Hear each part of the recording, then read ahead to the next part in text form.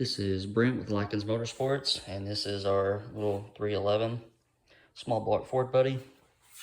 And if you were watching yesterday, I swapped the aluminum water pump over to an electric water pump. That really didn't do much for the project overall, because we were driving the water pump with an electric motor on the dyno anyway, but it was mainly for aesthetics and for a little bit quicker hookup on the dyno. One of the next iterations that I wanted to try was an intake manifold. It currently has this Victor Jr. intake on it, and it's been fully ported. It flows about 370 CFM across, average across the runners. It did a really good job. We made 535 horsepower with it, but there's reasons to change intake manifolds, and it's not always because of the flow. It's because of the runner shape and length and all that stuff. There are subjects on wave dynamics and runner length and that sort of thing, and ultimately you want your runner length to be tuned for the RPM that you're going to run, as well as port volume, head port volume, and that sort of thing. So we're going to try another intake manifold, and we're going to try to get it swapped over today. I don't know what the new intake manifold is going to look like on the ports, on the heads. I don't know if it's going to need cut or what, but I guess we'll find out. But so we're gonna change to this. This is a Parker funnel web, and you can already tell the difference in the runner shape. Much taller, much longer runners. As pointed out in past videos, these can have a tendency to go lean on some runners, but this manifold has been extensively ported and with some little tricks in there, and it's been flow balanced across all the runners. These flow about, this intake flow is about 390 CFM across all 8.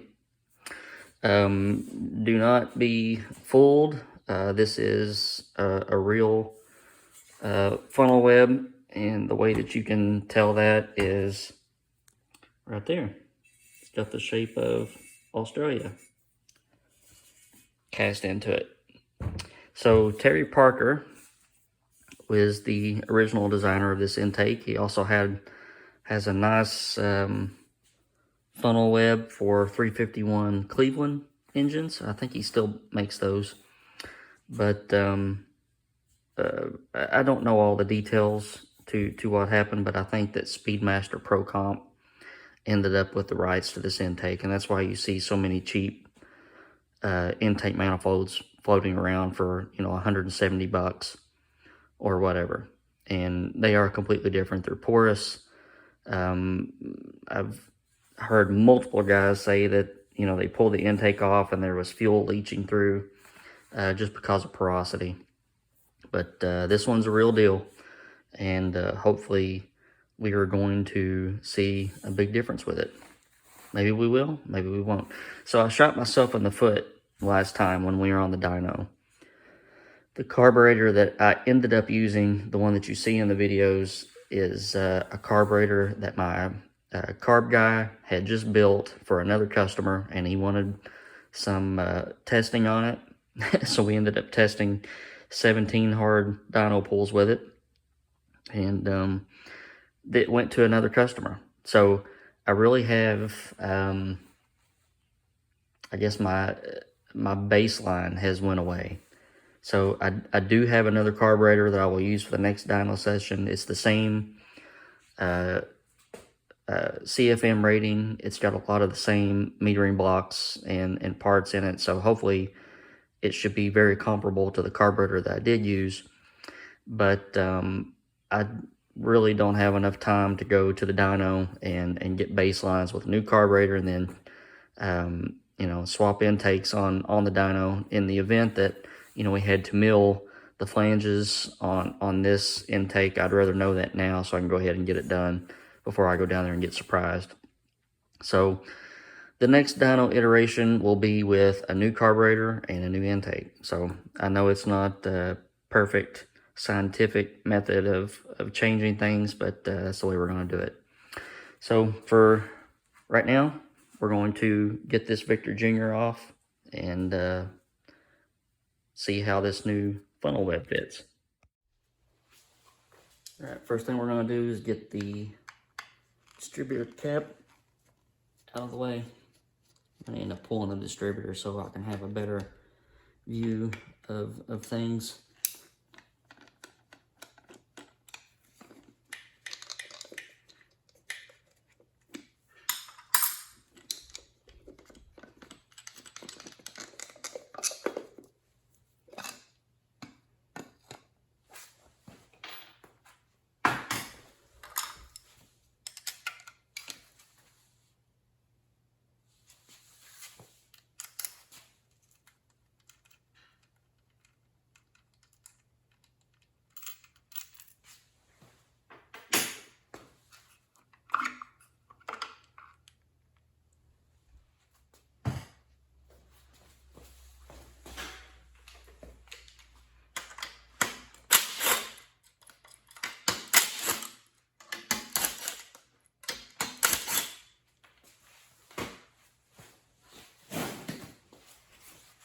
Be smart and plug that hole before I drop something in it, because that's my luck.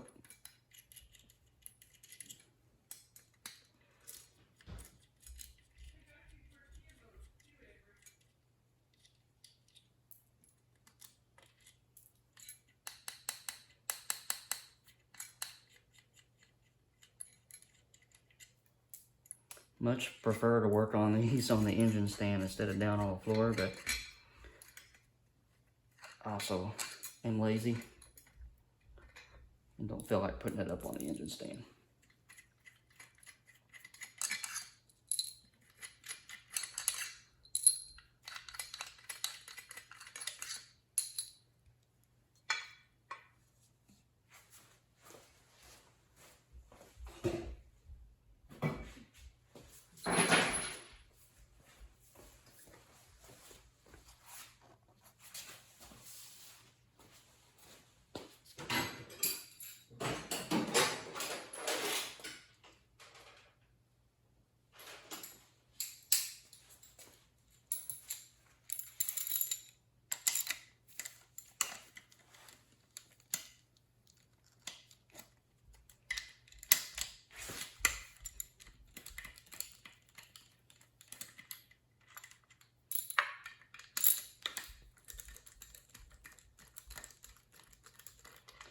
Take extra caution to not drop anything down in the intake, or when you get the intake off, not down in the ports, because the valves will be open.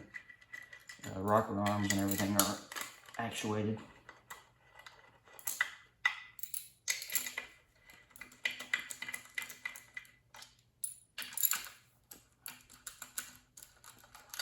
I really like stainless fasteners, but I do notice that they stretch quite a bit over heat cycles. I've noticed that a couple of these bolts have loosened up since I've put them on. So if you're running stainless fasteners, make sure that you check these periodically.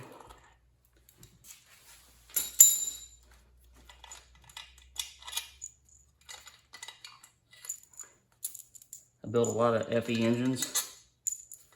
The beauty of small block 4 is that you can change the intake without having to pull all the rocker arms off.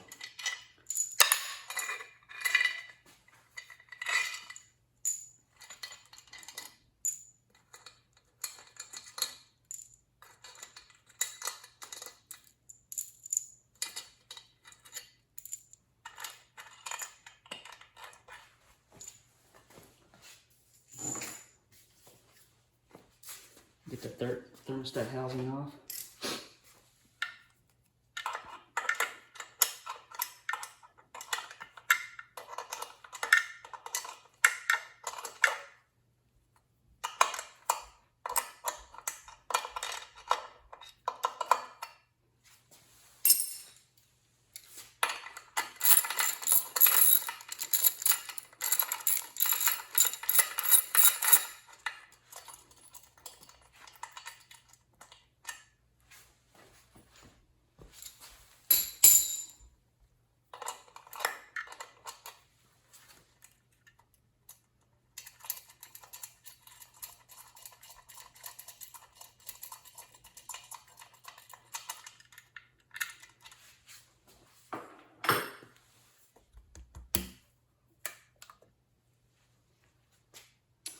That's why I coat everything with white lithium grease on stuff that could come off later. I can totally reuse that gasket without a problem.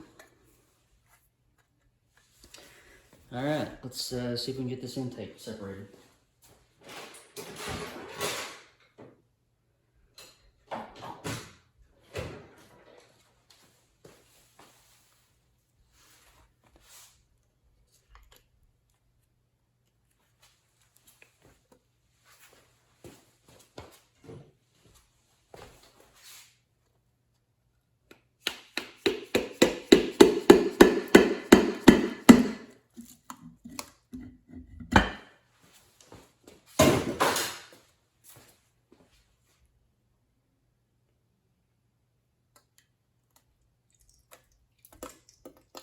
Try not to rip my gaskets as well. I'm going very easily on the grate.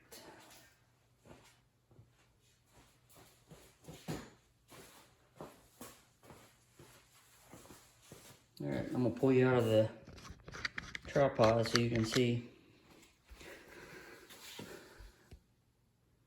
all the intake ports look nice and clean. This is the first time I've seen inside this engine since it was dynoed. Don't see any trash laying in the lifter valley.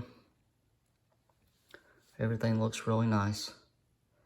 So I'll scrape these end silicone pieces off. Probably won't have to do very much.